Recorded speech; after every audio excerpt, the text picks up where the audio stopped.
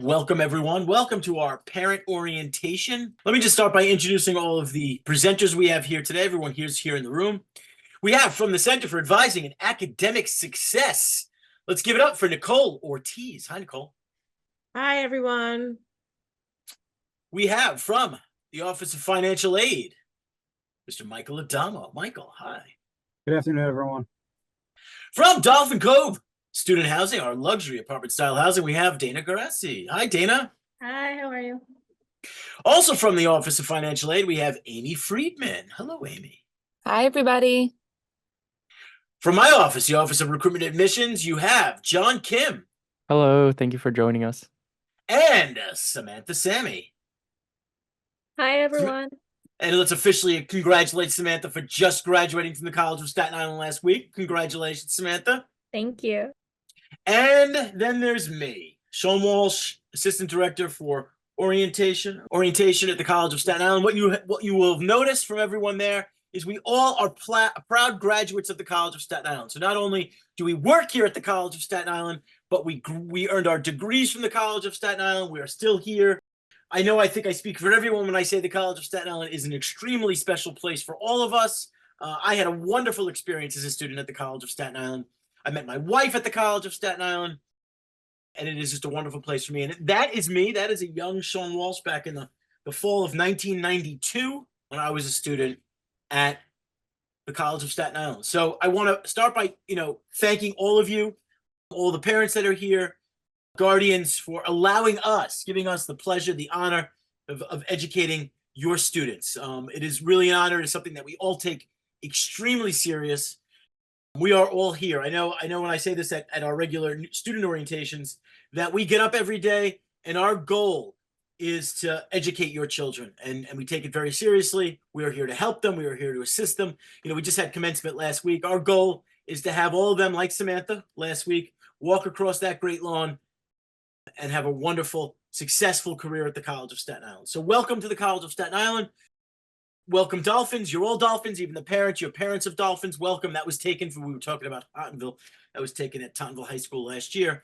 That's my friend Kristen, who's now going into her sophomore year here at the College of Staten Island and part of the softball team. So welcome. You're all Dolphins. Welcome. This is the biggest campus in New York City, 204 acres. Big, beautiful campus. And I think everyone's going to have a wonderful experience here. And we're going to outline a lot of what the students need to know about and what you need to know to help them enroll at the college and start at the end of August. So without further ado, I want to throw it off to my friend Dana, who's going to talk to you a little bit about what it's like to live at the College of Staten Island. Dana, take it away. Hello, everyone. So I am Dana. I am the student coordinator over at Dolphin Cove. So I am the first point of contact for students when they apply.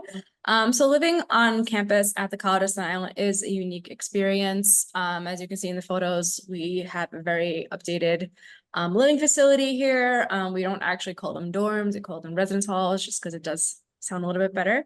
But students do frequently ask me, why should I live on campus, especially if there are local students?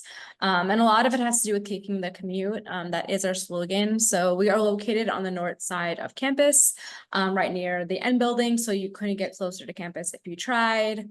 Your closest walk could be 5 minutes, not even 2 minutes, to one of the N buildings. If you want to go to the south side of campus, it's about 5 to 10 minute walk. But a lot of students opt in just because if they have early or late classes, it's a little bit easier to manage. So living on campus gives students a lot of responsibility and accountability. Once you leave that high school bubble, you're kind of on your own. So students, are making sure that they're going to classes on their own, making sure they're going to, doing their schoolwork, stuff like that. We're not going to be monitoring that for them. So they're also living on their own too. So, you're cleaning your room, you're going to class, you're doing your work. And a lot of them, when they're in high school, they kind of have their parents or whoever's there just to guide them. While in college, it's not like that. There is a lot of sense of community here. We have a very small residence facility of about 2 buildings with 436 students in total, which is about 2% of CSI, so it's rather small. But there's a lot of networking opportunities that you have access to while at CSI. So when you're not commuting back and forth, you have more opportunity to dedicate your time to, going to clubs or organizations, events and stuff like that, to make sure like once you graduate, you can, go on and get a job out of college. There's also a lot of support in post-college preparedness. If the students are struggling and they let us know, we can help them in any way that they need, and redirect them to, whoever they should talk to about what is kind of going on with them too. So commuting is pretty much non-existent while living on campus, which is really nice. Especially if you live in the other boroughs, your commute time could be an hour and a half to 3 hours, depending how far you are.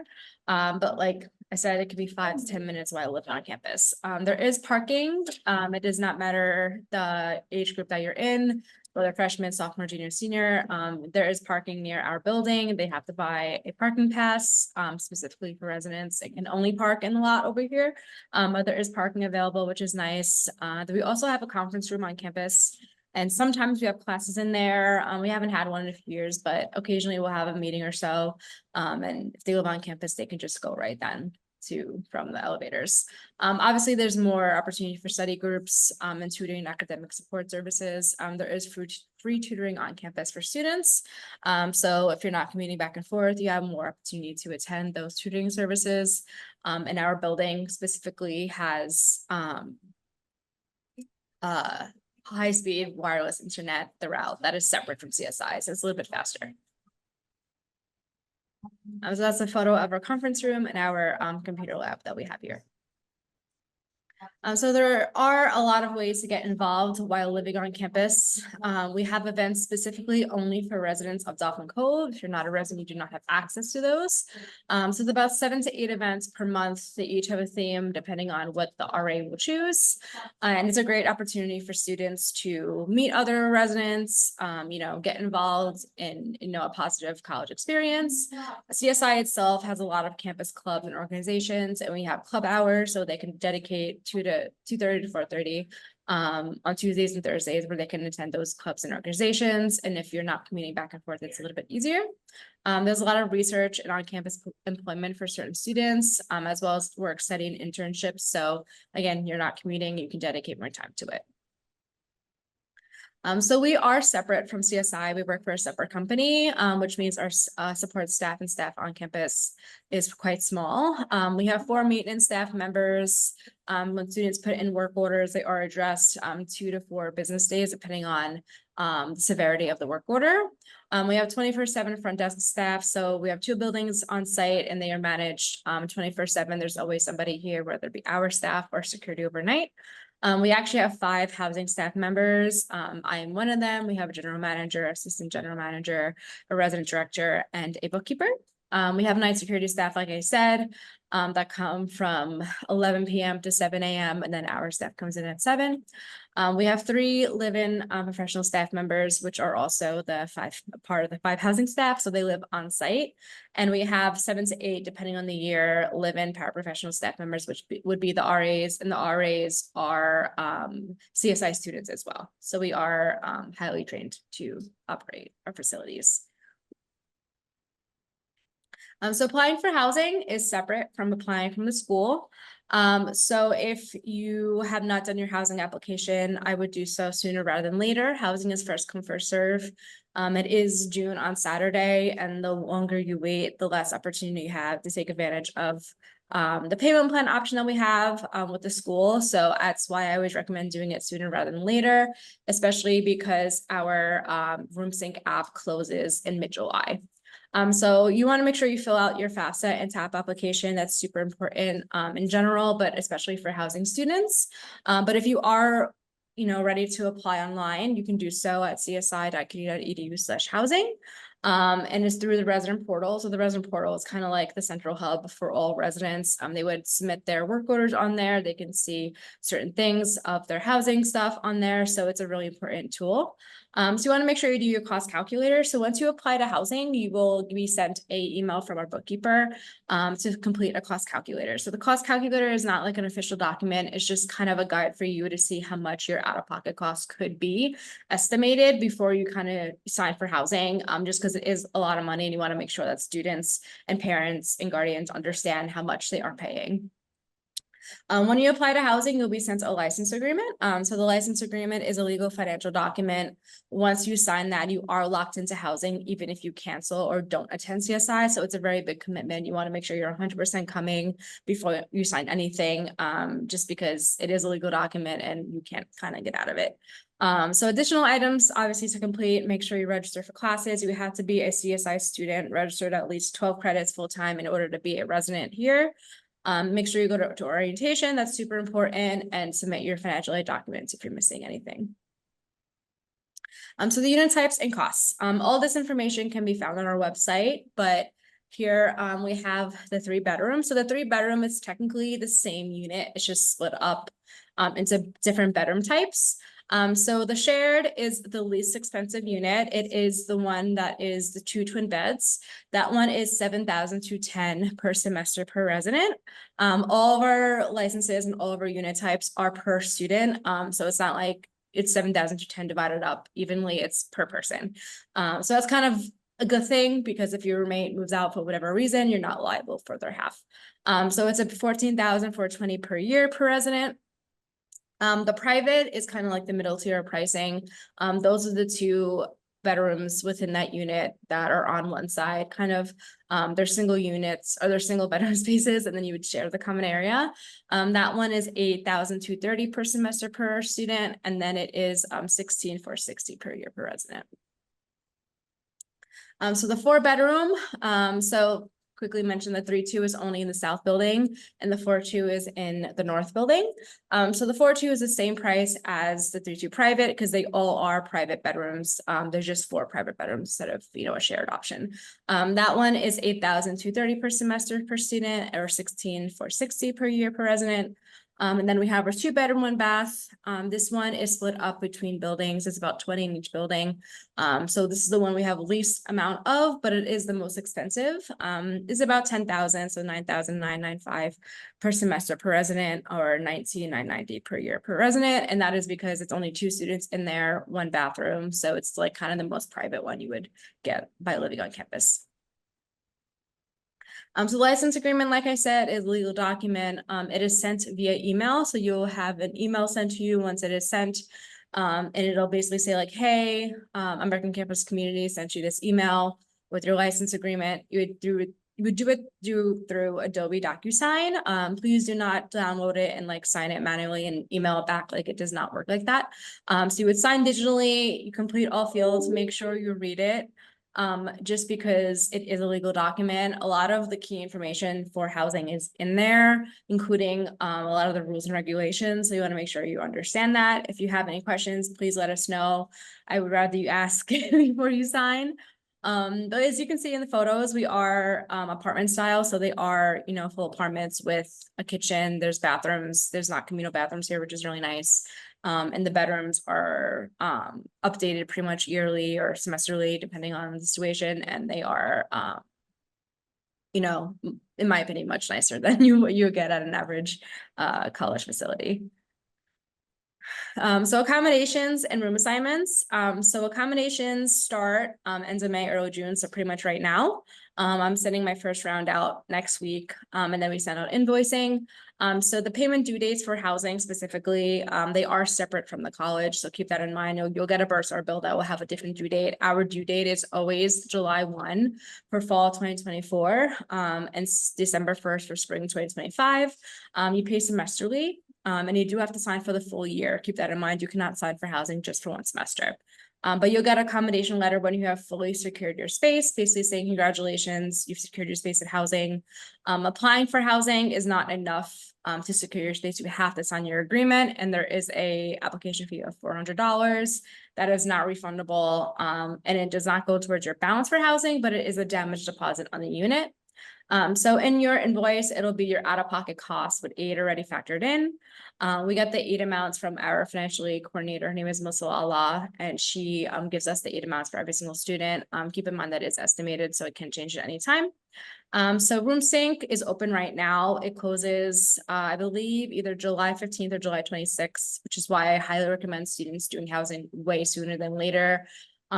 just because you want to make sure you're choosing your roommate. I'll be honest with you, like once room sync ends, I kind of just place students where I have room. I don't really look at their profiles just because it's very, very time consuming and I'm the only person that does it. But you'll get your room assignments at the end of August, pretty much. For the most part, depending on the student, you have to be fully paid off for housing in order to get your room assignment. If you're not paid off, you will not get your room assignment or your move-in letter. So keep that in mind. And move-in is in late August. It's pretty much like 4 or 5 days-ish before the semester starts. So making a payment can be done in several ways. We highly recommend doing a check or money order and mailing it directly to our office or coming in person to the office and handing it to us, because if you pay on CUNYfirst, if you have an open tuition balance, the balance is going to be paid off for tuition first before housing. So that's one option. Everything gets paid out to the College of Staten Island, not to us directly, because you pay on your CUNYfirst account. So you can also go to Bursar and pay with cash. Please let them know that you're only paying for housing and not for anything else, because if they do not know that, they will apply it to tuition, and we don't want that to happen. So you can pay online through CUNYfirst on an electronic check, but again, keep in mind, it'll be probably applied to tuition first before housing. So it's a little bit finicky. You can also do the CUNYfirst net payment plan. If you choose this method, it has to include anything not covered by housing, not covered by aid. So it could be tuition, it could be housing, it could be meal plan. So you can't just do a payment plan just for housing.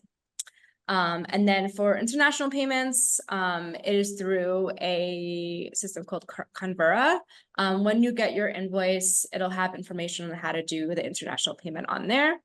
And like I said, you can mail a check in just directly, send it to our office, so that we can process it and send it to Bursar ourselves, so that we know exactly where the money is going to. So the net payment plan is really easy to enroll in. It's interest-free and is very straightforward. So you'll do it on your CUNYfirst account. So your student has to log into CUNYfirst, and there should be an option on the bottom, I believe, of the payment page where they can set up their payment plan. So the payment plan is one-time enrollment fee of $25 per semester. So you have to do the payment plan per semester. It's not for the year. In June, or right now, actually, it's 6 payments. After June 22nd, I believe, it goes down to 5. And then in August. That's why we highly recommend doing student housing sooner rather than later, so that you get full advantage of the payment plan. So it has to include tuition, housing, and meal plan not covered. It cannot be just for one specific thing. So once you enroll in the payment plan on CUNYfirst, you will send our bookkeeper Joyce a confirmation page. The reason being that she has to confirm that your payment plan is for the correct amount. If you make it too low, it will not pay off your balance in time, and then you'll owe us. So you want to make sure you're doing it properly, so that you're not running into any issues later on. So it looks like this. It's called the budget worksheet technically. On one side, you put your tuition and fees, charges, your housing, and then your balance from prior terms if you have any. And on the other side, you'll put your credits, so any Pell, TAP, loans, grants, scholarships, etc. And then it'll automatically do the math for you, so that it'll tell you how much your balance is per month. So we want to make sure you follow us on Instagram, TikTok, Facebook. We are always posting on there, especially if there's any promos we're going to be posting about it, or anything important we're going to be posting about it. So you can follow us over there. And I did see another question about room sync. And yes, the student only will receive the invitation to join room sync. I would check the spam or junk folder, because sometimes it ends up there, but that's directly where the student is going to be the only person that's really receiving a lot of the information for housing. Thank you, Dana. So once again, welcome to the College of Staten Island. And I want to just remind everyone here, all the parents that are here, that your role as the parent of a transitioning high school student is very important now. While it's a big transition for the student, it's an extremely big transition for all of you too. College is a radical change from high school. Things that you've become used to, routine structures support structures that you've been used to and have access to, have changed. You will not have the same access right now to your children's records, unfortunately. In college, students have a lot more freedom. They will face a complicated set of academic and social environments without the benefit of constant reminders to complete assignments, to keep up what you're reading, to go to bed at a reasonable time, attend classes, etc. Now your child has to really rely on self-sufficiency and self-determination skills. Parents go from an active role to more of a mentor role when they're in college, right? You as the chief advocate will transition to more of a mentor. You will have to sort of pass the driver's seat over to your children, as hard as that is. I know as someone has a student who's just starting high school, that transition is tough, and I'm sure it's even tougher when they're going into college. They will need to really, start to manage relationships with professors, much the way we manage relationships with our supervisors. Not all of us are lucky to have the most wonderful supervisor in the world that I do. I only threw that in because my supervisor just arrived. I try to get some points there. But all seriousness, every student will receive a syllabus from the courses that they're taking. And that syllabus is going to outline everything they need to know and what they're responsible for their course. And there are some faculty that will remind students to say, hey, there's a paper due next week. There's a reading due next week. But some will not. They'll expect the students to rely on the instructions that are listed in the syllabus. So students must, follow that syllabus. And they also should show a willingness to really enjoy and to have an interest in the subject they're taking. Take advantage of office hours. Professors love to meet with students and talk about what their interests are. And if a student is a little confused, a little lost, every faculty member has office hours. To take advantage of those office hours. And it's you as parents are to encourage the students to take advantage of office hours, to remind them, hey, you have a faculty member there who would love to chat with you and answer any questions if you're having any issues with the course, or just want to even talk a little bit more about what's going on in the course. So encourage them to take advantage of office hours. And to follow that syllabus that they're receiving from each faculty member. Speaking of transition, the student also gets to choose what they share with you. I'm not sure if students are, the parents here and the guardians are aware of this, but much like HIPAA law, right, that covers us with medical, in the medical front. When a student is in college, they fall under FERPA, which is the Family Educational Rights and Privacy Act of 1974. So once a student enrolls at CSI or any college for that matter, we must follow those rules, which means a student's privacy rights of educational records, they're theirs. We can't share those with anyone else. So, I know when you were students in high school or grammar school, middle school, you got to call the teacher, call their guidance counselor, hey, how's my student doing? You can no longer do that. Schools must have written permission from the student in order to release any information on a student's record. So it would now be a good time to have a conversation with your student to say, you're living with me, perhaps, I'm maybe covering the cost of tuition. So I'd love to be, in the loop and what's going on with your studies, but they must share that with you. Unless you have written permission, which would be called a FERPA release form. We can't release any information to a parent that calls once classes start, unless you have that FERPA release form on file. So again, it is now the time to have the conversation with your student to say, what are you going to share with me? Would you like to have me to have full access to your records? Then let's fill out that form. But it's now the time to have that conversation now. So when classes do start at the end of August, there is no surprise. They know what they're sharing with you, and you know what you're expected to receive from them and what you have access to. Remember, we can't release anything, transcripts, anything, tell you how the student is doing, unless we have that written release form on file. And I'm not here to be the bearer of bad news. I'm here to be the bearer of good news, to let you know that while things are changing, while structures are changing, things will be different than in high school. CSI will provide a robust amount of support systems that will help ensure that your child will be successful. Again, I mentioned before that we all exist to make sure that your students are successful, but there are countless other individuals on our campus that are here to help your students have a successful career at the College of Staten Island. CSI students should never feel left alone without a lifeline.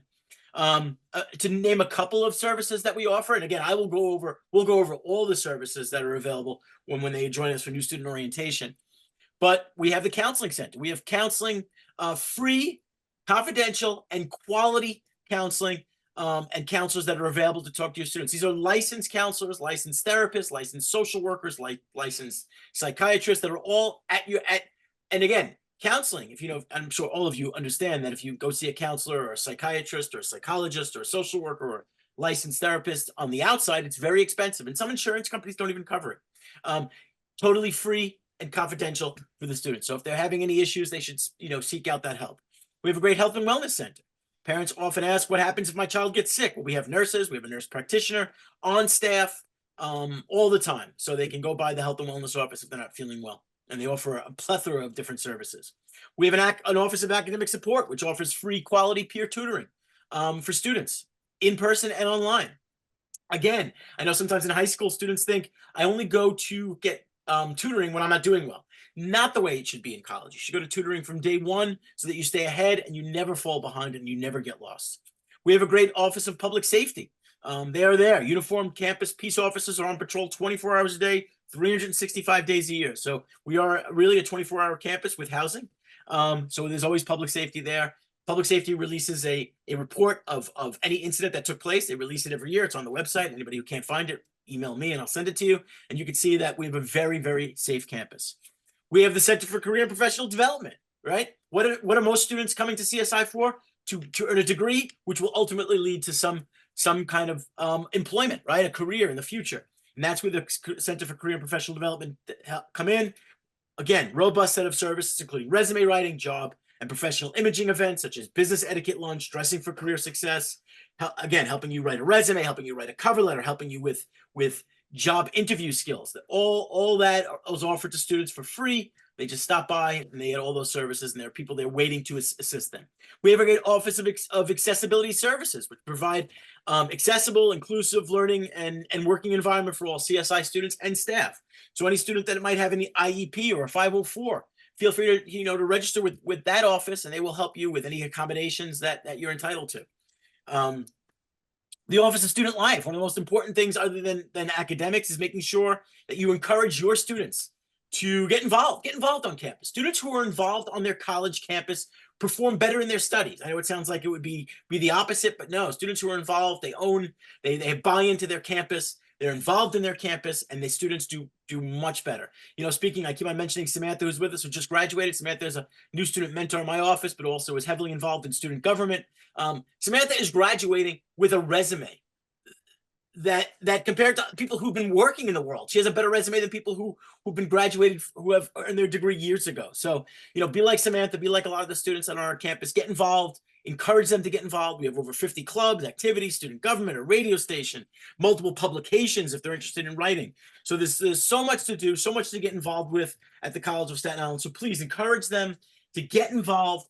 I can't stress that anymore. And it is you, their partners, their mentors, who we want I'm now encouraging you to please encourage the students to get involved when they're students at the College of Staten Island. There's so much to do, and they will learn about all that during new student orientation and during their first semester with the CLUE program, which they'll learn all about what that is during new student orientation. So I promise, please, I encourage them to get involved, attend our games. We're Division II, go Dolphins, fear the Fin.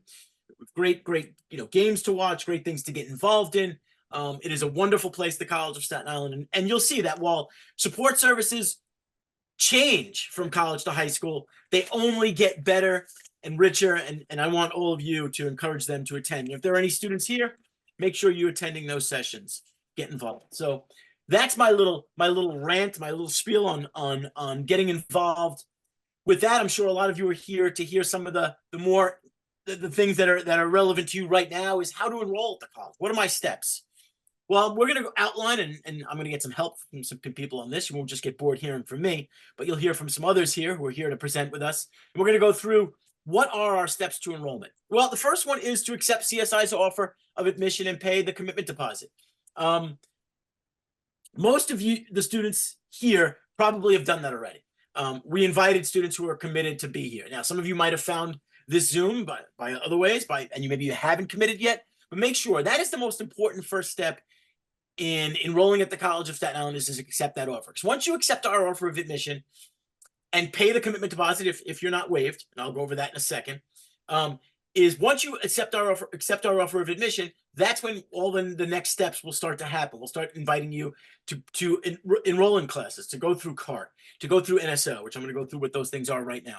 So make sure you accept our offer of admission, claim your CUNYfirst account, accept our offer of admission, and pay the $100 commitment deposit if it is required of you. Some people are waived from that. Why are you waived? It could be based on your financial aid package, which Michael will talk about in a few minutes. It could also be you've had a fee waiver, right? When you filled out the CUNY application, you had a fee waiver, and that waiver will follow you, and that will also waive your commitment deposit. So if you're waived, no need to pay that $100. Just accept our offer of admission. Now, the only exception to that is we just heard from Dana.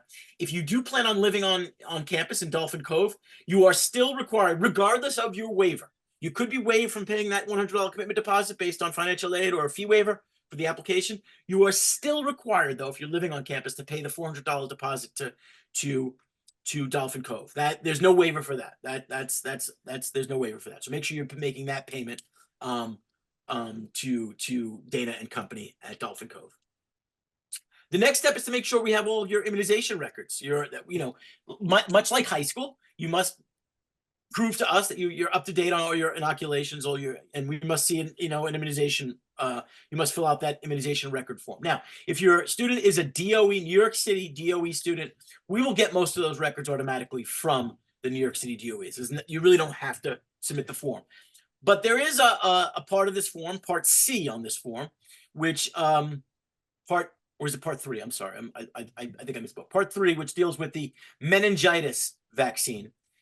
Everyone needs to prove that they've either had the meningitis vaccine or that they're not getting it and that they understand and they're waiving. It's not required to have it, but you must let us know whether you've had it or you're not planning on having it. So even if you're a DOE student and we have most of the parts 1, 2, and 3 of this form, parts 1 and 2, excuse me, we'll still need part 3. So make sure you're taking this form. I think we put the link. We're putting all the links up in the chat box. Make sure you get this form submitted. If you're confused, if you're not sure if we have parts 1 and 2 of this form already on record, reach out to me. I can look that up for you. But again, if you're a non-DOE student, make sure you get this form completely filled out. You can either have it include your that little yellow card, right? When you were when they were babies, they have that card that was filled out that lists everything. Or you can just take it to your student's doctor and they can fill it out and sign it. If the records are all lost, you still go to your doctor and they can do something called titer test and they could fill out this form. But have the doctor fill it out if you've lost that yellow card. And then also Part 3, which deals with the meningitis piece. If the student is 18 years or older, they can complete the form themselves. If they're under the age of 18, a parent or guardian must sign that piece regarding the meningitis. So make sure you get that form on, because that will have implications on whether how many classes you can register for. There's a limit on how many classes you can register. I think, and Nicole will correct me if I'm wrong, I think it's 4 or 5 credits. You can't go more than that. And I'm sure most of you want to be full-time students and be 12 credits or more. So make sure you get that immunization record form handed in. And again, if you're confused whether or not we have that information, reach out to me and I can look that up, or any one of us, we can look that up and let you know what you're missing. So before we get on to Nicole and we talk about your next steps and how to register for classes, I do want to just mention that CUNY does, I'm sure there are some of us, we were talking before, my friend who graduated in 1989, anybody who attended CUNY back in the day, or even not that long ago, you might have remembered CUNY's proficiency tests, right? We used to call them the CATs for short. We used to have tests that students have to take to prove their proficiency before they started. We no longer have proficiency exams. We have CUNY now does a holistic review of a student's transcript, tests, whether they took standardized tests, Regents, SATs, ACTs, and their entire transcript, and they come up with what the student's proficiency index is, right? So a proficiency index score using all of those factors. So an English proficiency score, index score of 65 or higher, a student is considered proficient in English. 60 or higher in math, considered proficient in math. Students who fall below that proficiency index could be recommended to attend some kind of pre-college remedial program over the summer, or a longer remedial program in the fall. So if anyone's confused that if they need this remediation, if their proficiency index is below those benchmark scores, again, you can always reach out to any one of us. We can explain that to you. But it is important that if you are recommended to attend a program like, you know, the Immersion program or CUNY Start or Math Start. You attend that program because those programs are generally free or very inexpensive, and they will help your student work on those remedial needs that they need before they can start taking college courses. Being proficient in math and reading is so important regardless of what your major is, right?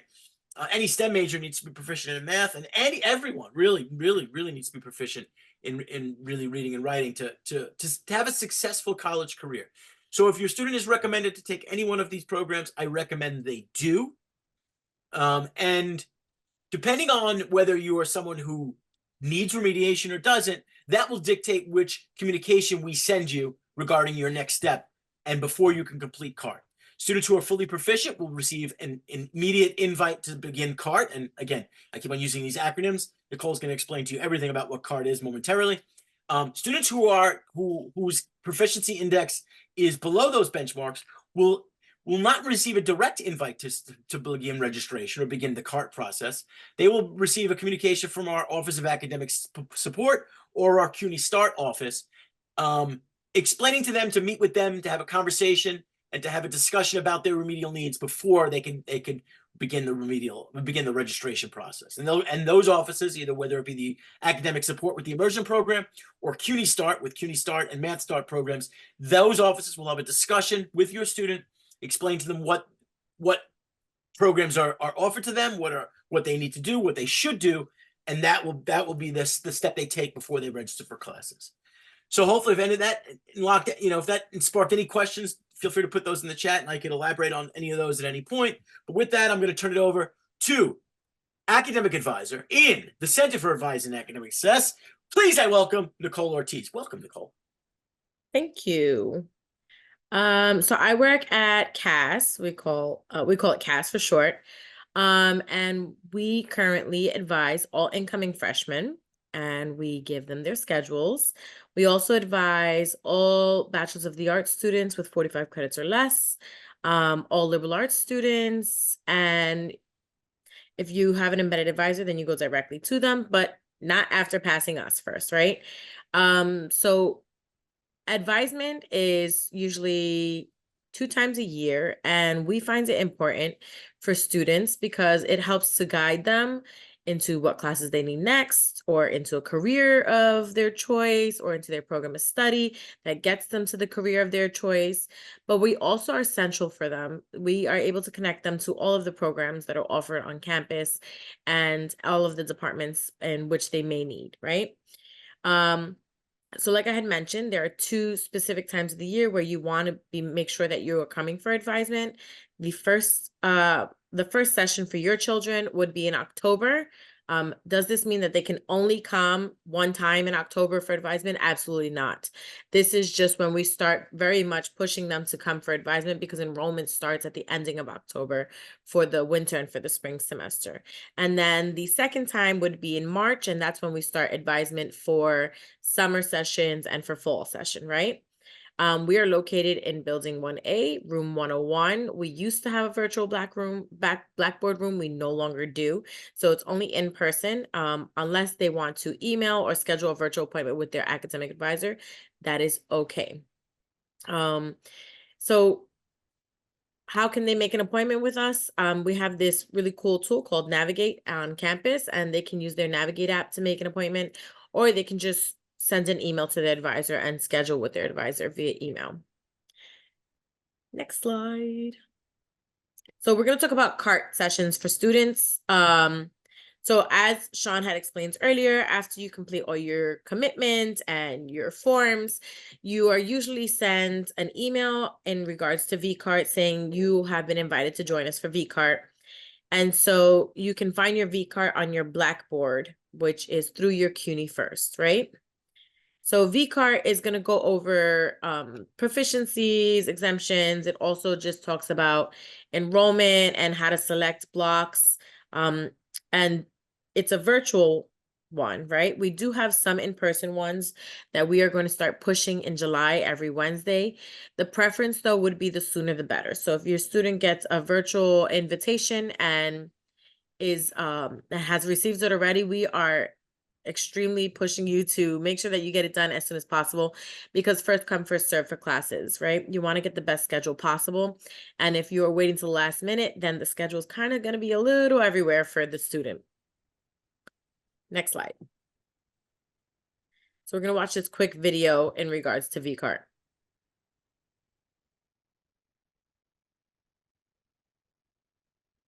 Congratulations on being accepted into the College of Staten Island, and welcome to your first step in your college career. Those students committed to CSI received a letter inviting them to virtual CART via Blackboard. On Blackboard, you can explore special programs, view vital information regarding registration for classes, and most importantly, completing virtual CART. Virtual CART consists of 3 modules: an information technology workshop, an advisement and registration workshop, and the various ways of paying for college. In order to move on to each module, students will be required to complete a short quiz regarding what they just learned. After all 3 modules are complete, students will file an intake form which will guide advisors to create an advisement worksheet that will assist the student with course registration, after which students will be eligible to complete registration. Once this is complete, you will be given the chance to meet your advisors from CAS, the Center for Advising and Academic Success, and view a postcard checklist. The postcard checklist has important reminders that keep you on track for your first semester at CSI.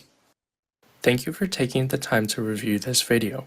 If you have any questions, please contact the Center for Advising and Academic Success.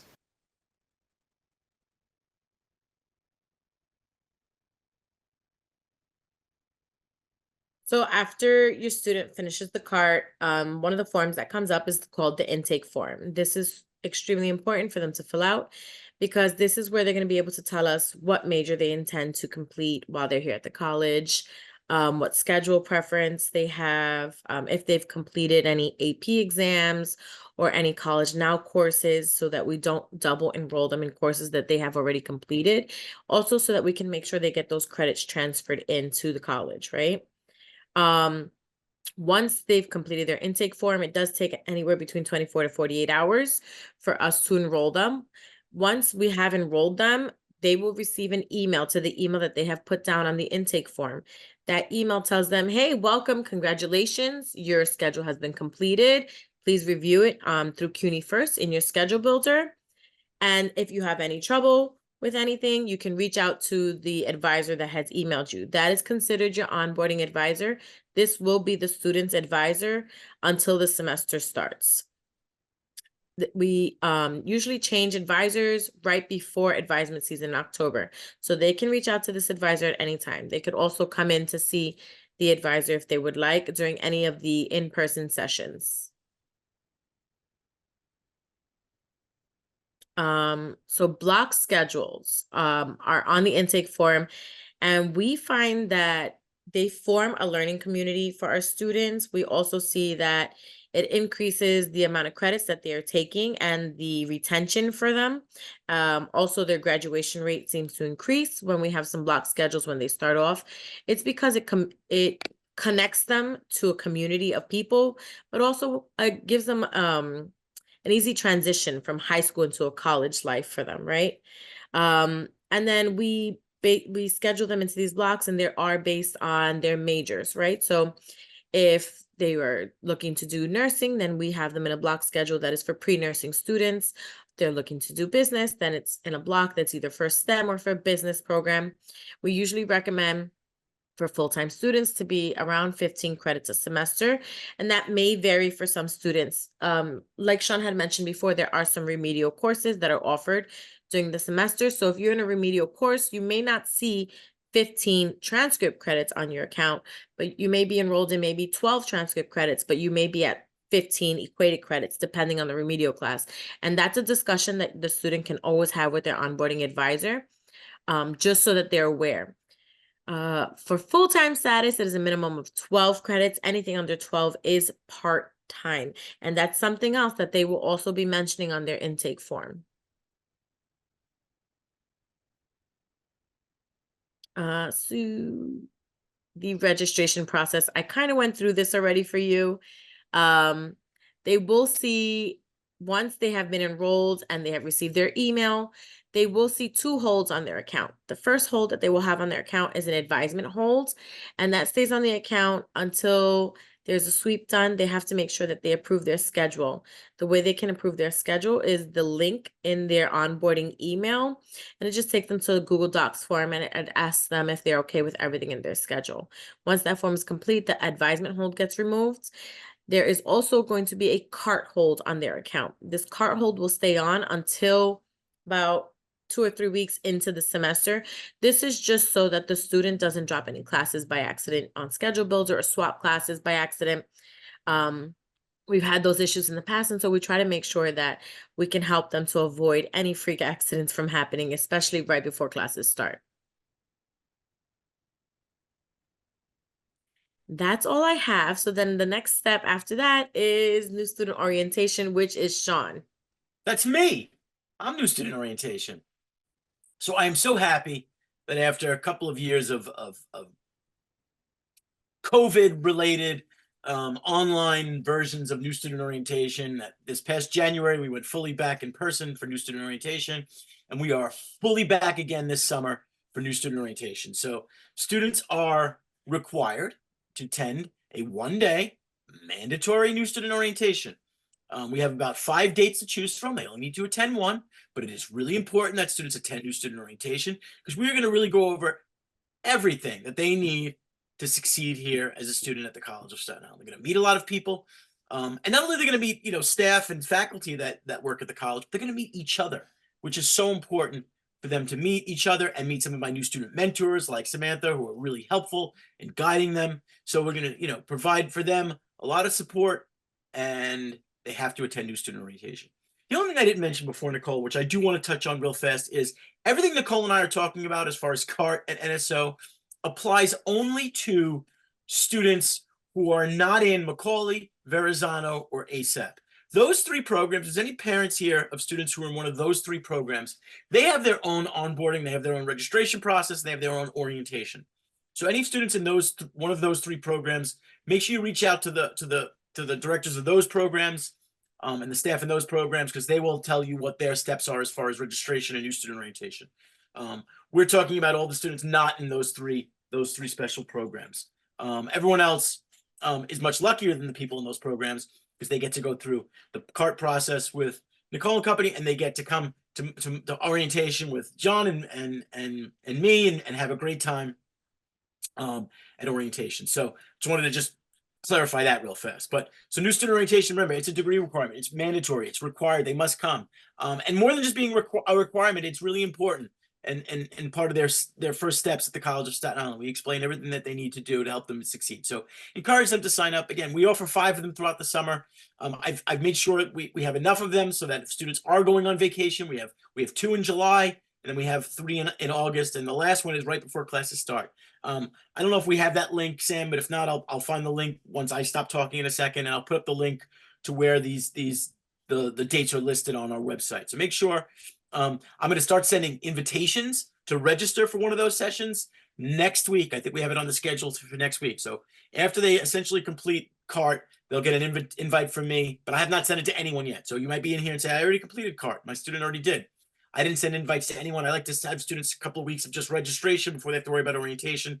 And then I'll start sending out invites to new student orientation at the end of next week. So look for that. I'll start sending those invites out. Make sure you encourage the students to look for that and make sure that they sign up for. Again, I'm going to give you 5 dates to choose from. You only have to attend 1.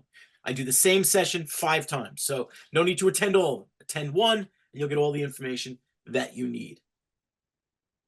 The next step is I always want to just mention how affordable the College of Staten Island and CUNY is. It's great, really affordable.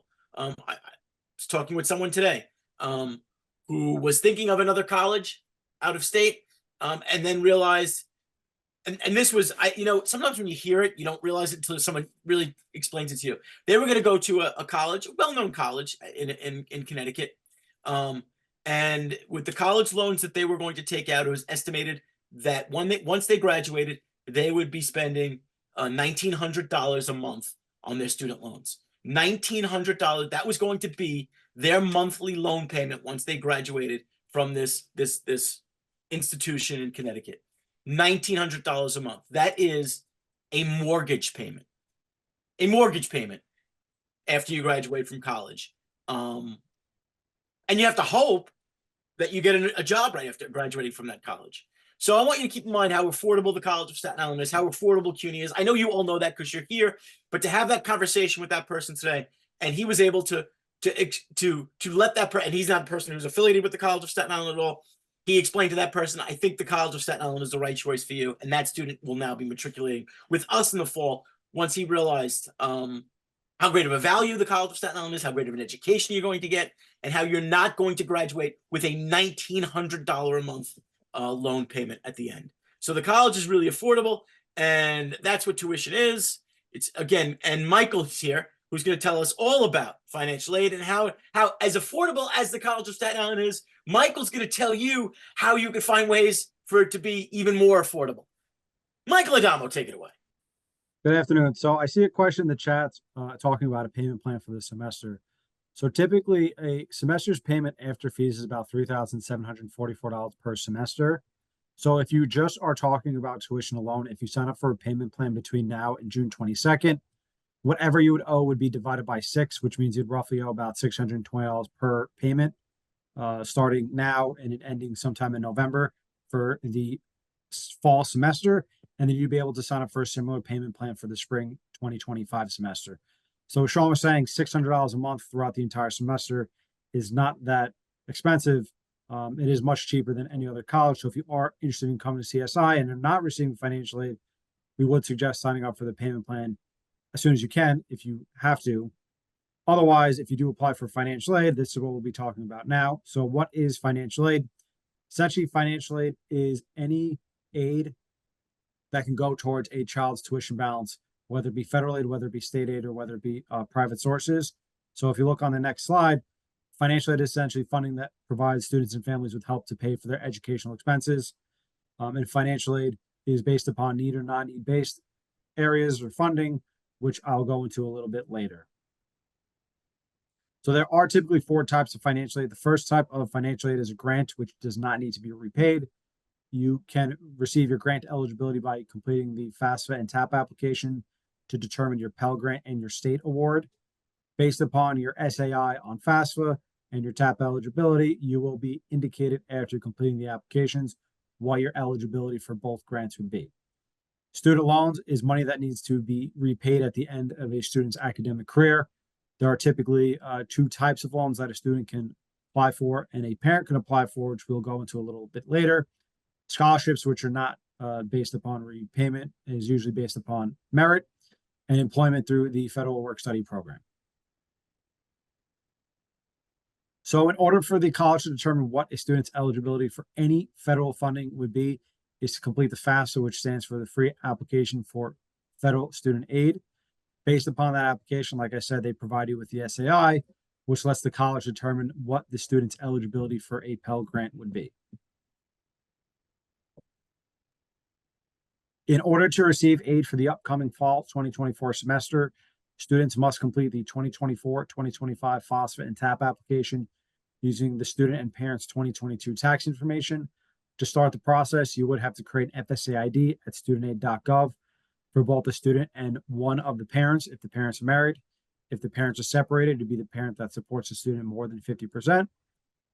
You would then complete the application on studentaid.gov. For the FAFSA, you would use our federal school code, which is 002698. And for the TAP application, you use our school code, which is 1417. Now, what is the expected family contribution? Essentially is a figure that is calculated by the Department of Education to determine a student's eligibility for a Pell Grant.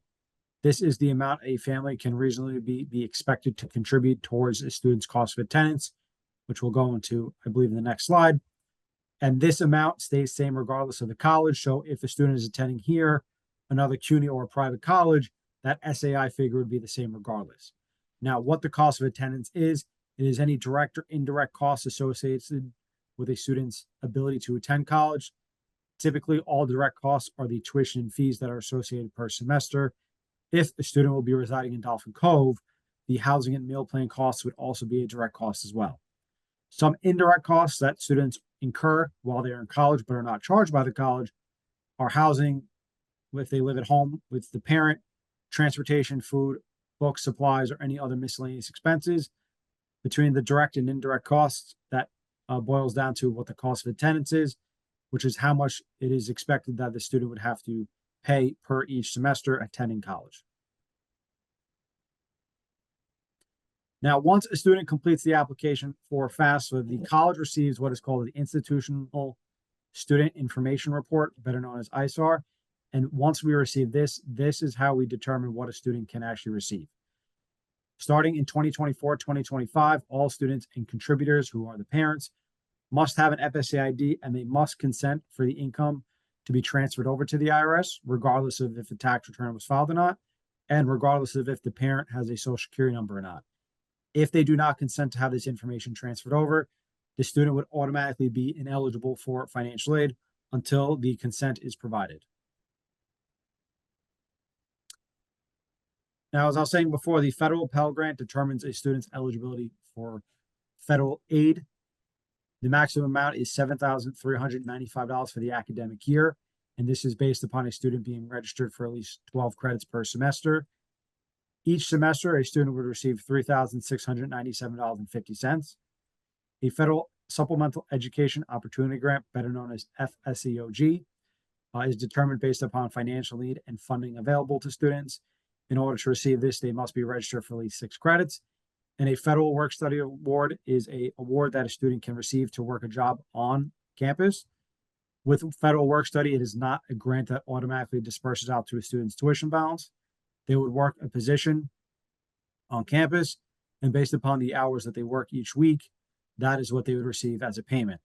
In order to receive a work study award, a student would have to be registered for at least 6 credits. If they already have the award on their CUNYfirst account, we suggest you accept it as soon as you can.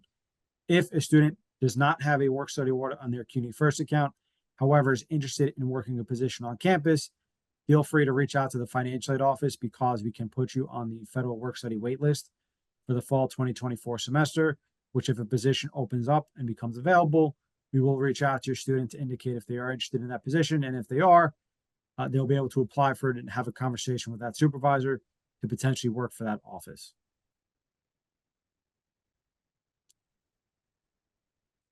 As I was saying before, there are typically 3 types of loans that a student can receive. The first type of a loan is a subsidized amount, which is a need-based, and this is limited to your academic pursuit. In order to receive a subsidized loan, you have to have need based upon your cost of attendance and your SAI. A subsidized loan does not accrue interest while the student is registered for at least 6 credits until after the student graduates. An unsubsidized loan, which is not need-based, would accrue interest the day that is dispersed out to a student. And in order to receive a federal direct loan, a student would have to complete a FAFSA and have it fully processed, as well as complete the entrance counseling and master promissory note, which lets you know what a loan is, how you pay back a loan, what to do once you receive a loan, as well as complete the federal direct loan application on our CSI website using their SLAS account, or if they don't have access to that but need it for the deadline for student housing, they can complete the direct loan processing form through their CUNYfirst account.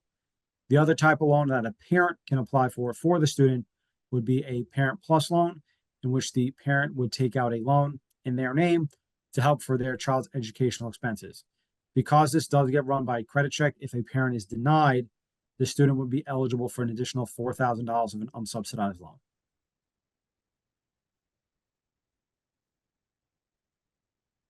For incoming students, there are federal direct loan limits for the first year, which is anywhere between 0 and 29.9 credits. For a dependent student, they are eligible for up to $5,500 of a loan. Of that $5,500, $3,500 of that can be subsidized. If a student is independent, they are eligible for $9,500, which the same amount of subsidized loan eligibility is there, which is $3,500. And the interest rate for the upcoming year is about 6.5%. for any loan dispersed out between July 1st, 2024 and June 30th, 2025. In order for a student to receive a New York State Aid Award, like I said before, they have to complete a TAP application, which is an award for New York State residents who are attending a New York State college. In order to receive a full-time TAP award, a student would have to be registered for at least 12 credits towards their degree So as Nicole was saying before, when it comes to VCART, when you make mention to your academic advisor what your interested major is, they will make sure that you do take enough credits towards that major so you are eligible and compliant for state aid awards. Students are eligible up to $5,665 for the academic year, which divided by 2 is about $2,800 per semester, complementary to a CUNY TAP waiver up to the amount of tuition. There are a few types of scholarships that are available to students. The most notable one here would be the Excelsior Scholarship, which if a family makes less than $125,000, they can apply for it. In order to receive the Excelsior Scholarship, a student would have to be registered for at least 12 credits towards their degree per semester and complete 30 credits each academic year. That application became available yesterday, so if you already completed the FAFSA and TAP application and want to apply for the Excelsior Scholarship, you would be able to do so now by visiting their website at hesc.ny.gov, as well as viewing any other scholarship opportunities that the state would have.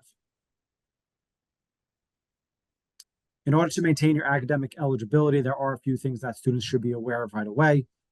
The first one would be to attend the courses that they are registered for and make sure that they pass those courses. In order to maintain federal eligibility for each academic year, they would have to have at least a 2.0 GPA or higher to maintain the federal eligibility. Students also should make sure that they attempt enough credits that they are registered for, which means if a student withdraws from too many courses, that can have a negative impact for their eligibility for future semesters. If a student is having a problem with their courses, before they withdraw from that course, we advise them to reach out to the financial aid office so we can review their eligibility to see if they would be impacted for any future semester. Now, how we notify students of their aid eligibility will be to their email that is on their CUNY application before they accept their offer to CSI. And once they accept their offer to CSI and have access to their CSI email, all communication will be sent to their CSI email. Right now, students who already completed the FAFSA and TAP application should have a financial aid award package through their CUNYfirst account, which you can see through their Student Center on the financial aid tile. If you click the View Financial Aid Awards for 2025, you should be able to see what the award is. However, if a student has outstanding documentation, this would prevent them from receiving an award. So as you can see on the screen, in the event that a student has to upload documentation, they would look at their tasks and hold tile on their CUNYfirst account. And once they click on that, they would see a Verify My FAFSA for CSI. In the event that they do not have a Verify My FAFSA for CSI, but for any other college, you would be able to ignore it because you only have to make sure the documentation is submitted for CSI to receive financial aid here. So in the event that they do have this task for CSI, once that is clicked, you would click on where it says Verify My FAFSA or Continue to Student Forms. And as a first-time user, once you click on this, you would be indicated to set up a two-step authentication method, which you can either type in an email or a phone number. Whichever method you choose, if you see on the next slide here, it does give you the option. If you type in the phone number, they will send you a verification code, which on that verification code, you would type in, and then you'd start creating the account. So on this slide here, as you can see, this is how you'd set up the process the first time. You type in the student's first and last name as reported on the FAFSA, as well as their phone number, email address, date of birth, social security number. If any of this information does not match what is on the FAFSA, it will give you an error message, which you can reach out to the financial aid office and we can inform you how you should fill out this information properly. Once the account is created, you would then see what task you still have to submit. You would submit that task as soon as you can, which will then be reviewed by the financial aid office. And once it is reviewed, then you should see the financial aid award on your child's CUNYfirst account. Once the documentation is processed, like I said, it will be updated for the student to see their financial aid award. Sometimes it may adjust the award based upon the information that is submitted. And we tell students to submit the documentation in as soon as possible, because if a student is already registered for courses, the tuition bill balance will be due on July 17th. So you want to make sure you have all your financial aid awards in order so that the bursar does not send you a letter on the 17th indicating that you owe a significant amount of money for the semester's tuition balance. If you have any questions, problems, and concerns regarding the financial aid process itself, or if you need assistance completing the application, please visit our website which is just csi.cuny.edu/FinAid. You can call us at 718-982-2030. We answer during our normal business hours, which are Monday through Friday from 9 a.m. to 5 p.m. If you give us a phone call after 5 p.m., please leave a voicemail and we will give you a call back as soon as possible the next business day. You can email us at financialaid@csi.cuny.edu. Again, Monday through Friday from 9 a.m. to 5 p.m. We will answer your email within about a half hour or so. If you email us overnight, we will get back to you the next morning as soon as we can. Or you can visit the Office of Enrollment Services, which is in Building 2A, Room 106. Myself, as well as Amy, will be in there, and a few other colleagues to help students if they have any financial questions to ask in person. Sean, back to you. What's left? Last but not least, update your academic record, which for some of you, there's not much to do, right? If you're a New York City DOE student, we will automatically get your final transcript from your high school so that you don't need to do anything. If you're not attending a New York City DOE school, make sure you contact the person in charge of records, guidance counselor, college guidance counselor, and make sure they're sending us your final transcript from the high school that you're attending. Other than that, if you took any college courses while you're in high school, we will need those documents, official documents. So if you attended College Now, which is part of CUNY, you don't need to do anything. College Now is already on your CUNYfirst account. We have those documents already. But if you attended a non-CUNY school, so any non-CUNY college or AP exams, make sure you're getting those records sent to us in the admissions office, admissions@csi.cuny.edu. We'll mail them to us, and we'll make sure we'll get that updated on your record so that when Nicole and company and Cass are evaluating your what classes you need to take for the fall, they'll take into consideration any classes that you took while you were in high school. So that would be the end of how to go through the steps to enrollment. That's the link. You just scan that or use the link there, the academic calendar. So the academic calendar is up for fall. Make sure you're maybe taking a print out of that and posting it on the refrigerator so everybody knows when the college is closed. There also, keep in mind, there's also 1 or 2 days throughout the semester that are called conversion days. What's a conversion day, Sean? Well, that is a day where, let's say there have been a lot of Mondays off throughout the semester, so that the classes have not met enough Mondays. They'll turn a different day during the week, a Tuesday, Thursday, Wednesday, Thursday, or Friday, into a Monday schedule.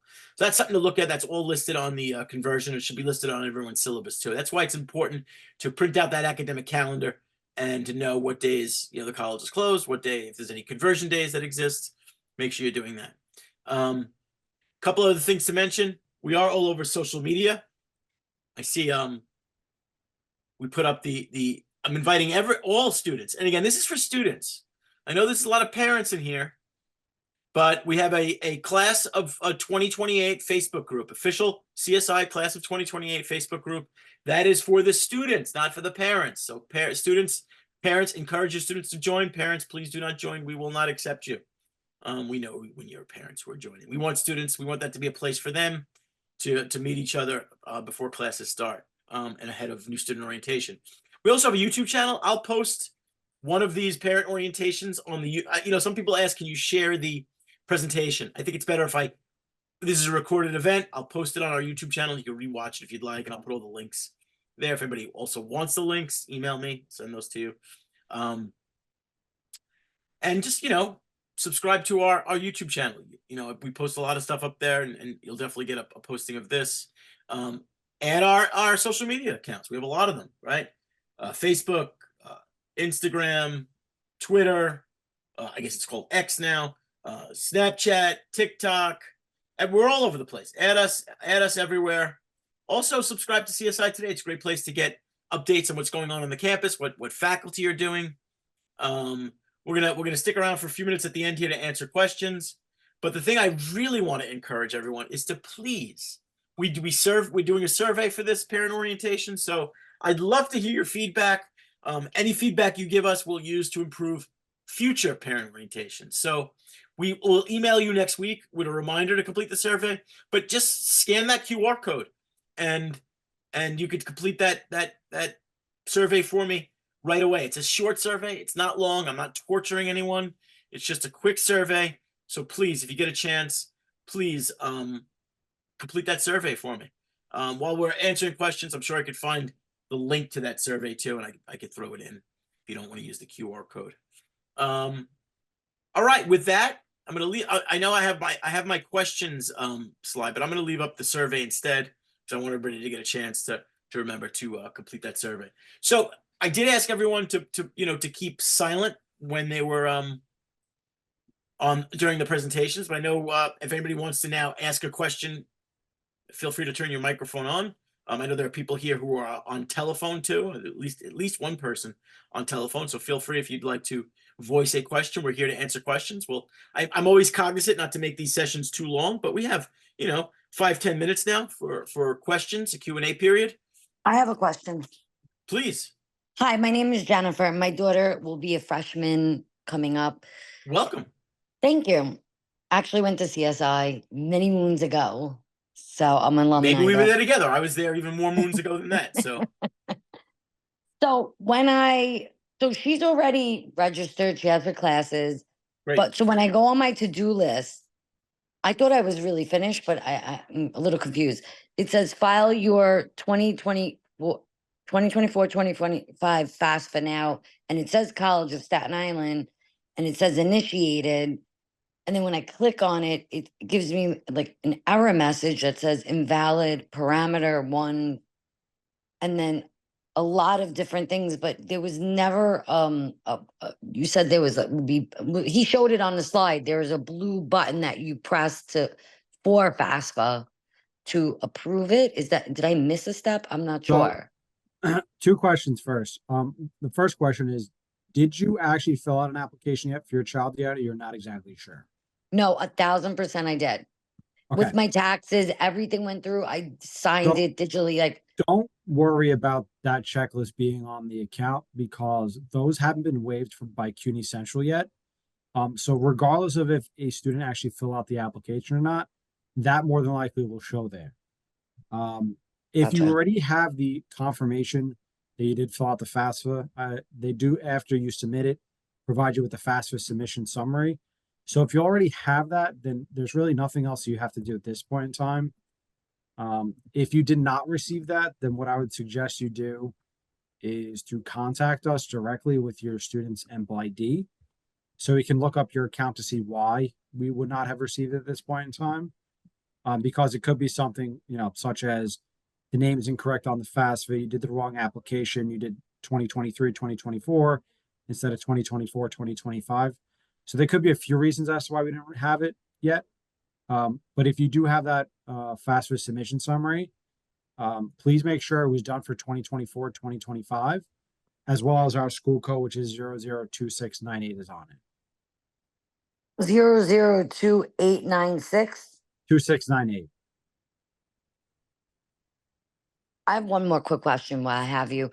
So I did file for TAP as well for that grant, and I thought that wouldn't come until mid-June. Am I correct to saying that? Because I don't see that anywhere. I don't even. So we, on our end, can see that the application, if it was completed or not, but the student actually won't see it as pending financial aid probably for about another 2 weeks, because they're running processing soon for financial aid. So let me just check one thing.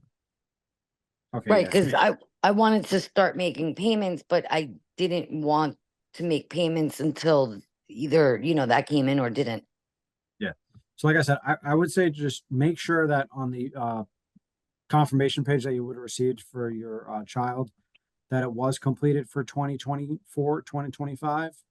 And if it is, then email us, our email financialaid@csi.cuny.edu, so we can review your account to see why we may not have it on our end, because there may be a few issues that we'd have to troubleshoot as to why it wouldn't be received at this point. So where do I find this document that would they have emailed it? When you log into the student's account on studentaid.gov, it should show the 2024, 2025 FAFSA form. If you click on that, it should say that it's either processed or completed. If you click on that, when it tells you the steps of it, it should say 1 step, 2 step, 3 step. Underneath the 3rd step where it said that the FAFSA form is processed, it should say view submission summary. At that point in time, you would click view submission summary, and then it would show you how you fill out the application. But that's through the financial aid button on her just- page. Just go to the link that Amy provided you directly, the account on the email, the link on studentaid.gov. Because that one would work directly, not the one through CUNYfirst. Gotcha. Thank you so much. I appreciate it. You're welcome. Any other questions? Hello? Yes, hi. Hi, yes, my name is Adrian George. My daughter is coming from overseas. Hi. I just wanted to ask a question. Does overseas students require to stay on campus? No one is required to stay on campus. It's optional. Okay. Questions? Who's next? So my son isn't committed yet, but once I pay, does it make a difference, or you still have to wait for it to process? So, so once your student commits to the college, it takes about a week, 10 days to 2 weeks before they would get the invite to begin card. So it does take a little while before they'll get that invite to register for classes. Okay. So make sure, if he's really coming to the College of Staten Island, have him commit, as soon as possible. Now, you may or may not be when he goes to commit, he may be waived from making the commitment deposit. So it might be a waiver there. I'm not really sure. We'd have to look you up. If he's not sure, you could always email me. I have a question. Yes. Hi, my name is Melixa Franklin. My daughter Kamaraya Franklin. So when is orientation then? So orientation, there's 5 dates to choose from.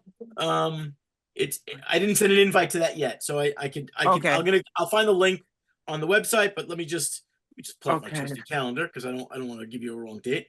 But the dates for this summer are July 16th, July 24th, July 16th, July 24th. August 1st, and then August August, I should know these by heart right now, right? Michael, don't make fun of me. August 21st and August 27th. Those are the 5 dates we'll be hosting. I'll put up the link in a second where it's listed on the website. But don't worry, no one's been received an invite to that yet. I'm going to send those invites to everyone to at least everyone who's registered next week. And then we'll be sending, emails invites weekly on a weekly basis. As students register, we'll invite them to new student orientation. So they have plenty of time. No one's received that invite yet. And they'll get to choose. Again, there's 5 sessions. You only have to attend 1. You do not have to attend all 5. It's just 1 session that I repeat 5 times because, we admit a lot of students. So I have, a bunch of different sessions to accommodate everyone who's coming. Okay. So, all right. So only have to attend 1 of those. I'm going to try to find the link as you're asking questions, and I'll put that up in the chat momentarily. Thank you. You're welcome. Questions? Any other questions while we have everyone here? I'm going to wrap it up and say last chance for questions. Hello, hi. Hi, my name is Michelle George. I'm asking the question, can international student apply for financial aid? So international students are not eligible for financial aid, but what I would suggest you do is if you wish to see if any scholarships are available, I will type in the email for our scholarship office representative. Her name is Michelle Callahan. Okay, You could send her an email and see if anything would be available for you to apply for at this point. okay, thank you. You're welcome. I have another question. Hi. So when I went on the financial aid little square, it says expected family contribution, academic year contribution, and there's a number there. It says parent and then the total number. Is that number? So that number confuses me. What application did you complete? I'm sorry? Did you complete the 2023-2024 application or 2024-2025? That I didn't get to because I was going to do that when we hung up. But when I go into the financial aid on the CUNY First site, it says expected family contribution for the academic year contribution. And in there, it gives me a number. Okay, so what I'm going to suggest you do, that expected family contribution number was used in the 2023-2024 FAFSA. The upcoming year application would be used the student aid index. So you may have completed the wrong application. Right. So in the event that you did, I would just suggest you complete the 2024, 2025 FOSFA today or tomorrow. Or if you want to come on Saturday, you can complete it on Saturday. And then once that's completed, then we would know the eligibility for aid for next semester or the fall semester. Okay, so that is what I'm going, and that was a nightmare to complete, so now I'm in a new nightmare. Well, like I said before, if you want to come one day during the week, if you're available, you can fill out the application with representatives from our office. So it should be much, simpler with someone from our office to complete. Right. Well, I'm going to back into FAFSA in a little bit once we hang up and check everything completely. Thank you. You're welcome. So I just put in the link to the new student orientation page that has all the dates listed there. Again, it doesn't have any registration. That will be an invite I'll send to the students starting next week. I'm going to say it again. Please do my parent orientation summary. Please help us make these future orientations better. I'm not really sure why I said that like Bill Shatner, but I did. Please help us. Also, I put my email address in there. So if you have any questions, you can always email me. And if you just respond to the Zoom link, that'll come directly to me too. So if you lose my email address, just respond to the Zoom link. Questions? What other questions do we have? So my daughter is in the Verrazano program. Excellent. And she has an orientation on June 27th or 8th? 8th, June 28th. Yes. Right? June 27th. June 27th. I'm sorry. Go ahead. Okay. I will be there. Do student orientation in addition to that one, or is it like the same thing and she doesn't have to attend that? While she is more than welcome to attend my orientation, she's not required. Okay. There'll be some overlap in what they do and what I do. I actually come and I do a little game show with them for Verrazano, something similar to what I do with the regular orientation. So I do participate briefly in the Verrazano orientation, but it is a little different. If it's a little bit the same, she's not required, but more than welcome to attend mine if she'd like. Just reach out to me. She will not get an invite to it, though. So if she decides she's interested, yeah, we filter it out where we're not inviting those students so they don't get confused. But if she decides she wants to, feel free to email me and say, hey, I'm a Verrazano student, but I'd still love to attend your orientation. More than welcome to attend. I would not turn her away. Okay, thank you. You're welcome.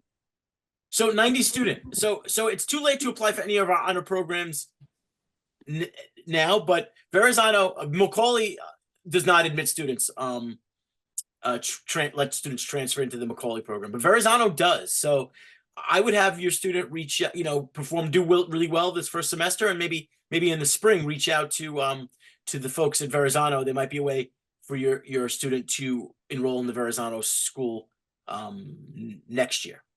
I have another question.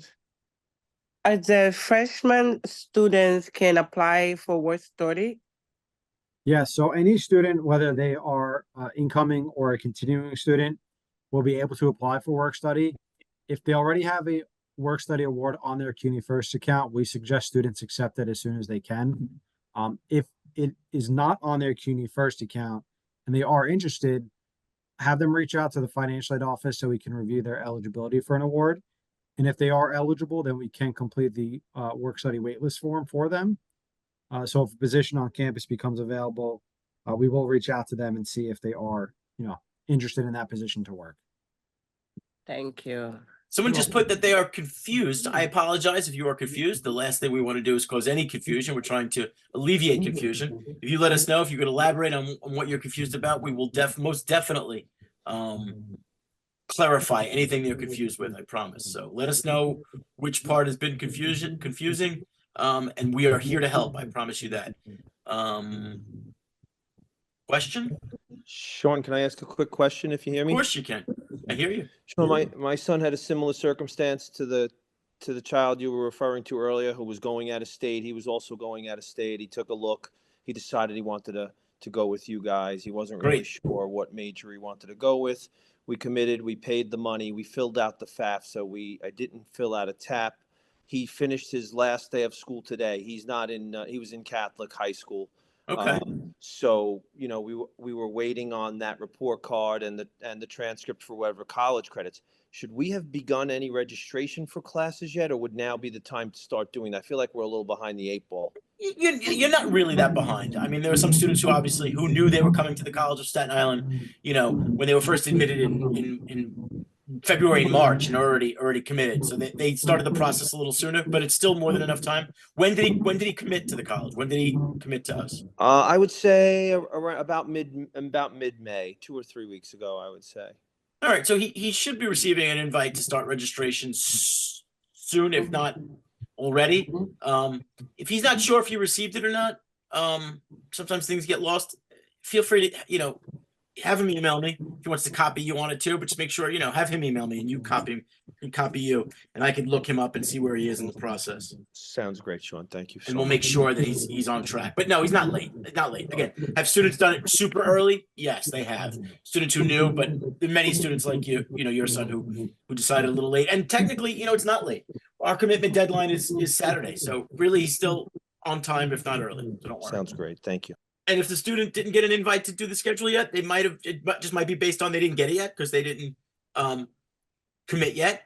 Remember, there's also the fact that you might have received a communication from academic support or CUNY Start saying, we'd like to have a conversation with you about your remedial needs before you commit. So I saw that question that was in the chat box.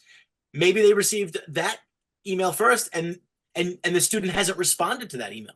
And until they respond to that email, they're not going to get any, you know, their steps are going to stop at that point. That's why it's imperative. It's important. It's so important that they're reading their emails. Listen, we're all guilty of it. I know I am too. We get a lot of emails. We get a lot of texts now that we just sort of tend to say, oh, that's not important. We ignore it. But they might be getting something from us, the College of Staten Island, that I want them to really keep close attention to the communications that they're receiving, and hopefully that they put an email. They put an email on the application that they're continuing to check. I see that very often, that students, you know, include an email on their application that they no longer check. Maybe they're missing some of the communications we're sending. You know, we do send a paper letter, but a lot of the communications are it's just the world we live in, go through via email. So encourage your students to check the email that they put on the application. Maybe they're missing some communications. With that, I'm going to start wrapping it up. I know an hour and a half is much longer than people want to sit at their computer. I think everyone has put in different email addresses. You have my information. Feel free to email me, email anyone here who's given you their email address. I know John has put his email address in. There's a ton of email addresses that have been in here. Please feel free to reach out to us. Again, thank you for attending this parent orientation. Thank you for allowing us the privilege, the honor of educating your children, your students. Thank you for coming. Thank you so much. And again, please email us if you have any questions. There's no reason to get lost. We are all here to help your students. We really are. I encourage you to reach out. You're never bothering me. It's what I'm here for. It's why I have that email address, is to help all of you. So thank you for coming. With that, I'm going to say thank you. Feel free to reach out. I guess just because the Zoom ends doesn't mean this session is over. It's ongoing because you can communicate with us if you need some help. And thank you. And for those of you, enjoy the summer. The semester will be here before you know it. So, you know, the fall will be here before you know it. So enjoy the nice weather. Hopefully, enjoy your time. Thank you. Have a great evening.